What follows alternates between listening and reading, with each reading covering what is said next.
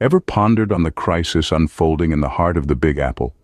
A crisis that's not about the stock market or Broadway shows, but it's about people, fellow human beings seeking refuge. Since April of 2023, over 17,000 asylum seekers have found their way to New York City, stretching the city's resources to a breaking point. The city, under the leadership of Mayor Eric Adams, has declared a state of emergency, a step taken to combat this humanitarian crisis. The response? A $76.69 million emergency contract inked with the Hotel Association of New York City. The objective? To provide a temporary roof over the heads of migrant families. 15 hotels in Brooklyn, Queens, and the Bronx are offering rooms to these families for up to 28 days. But what happens after day 28?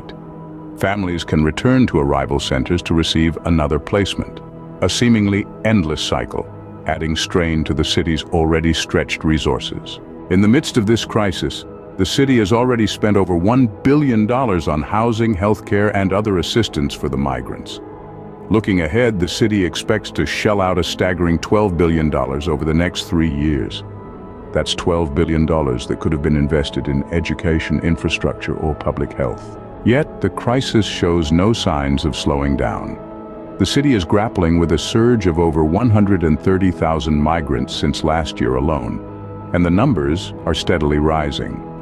The situation has created a heated debate, with critics arguing that this approach lacks compassion and creates uncertainty for the migrants, while others question the financial implications on the city and its residents. So, what can be done?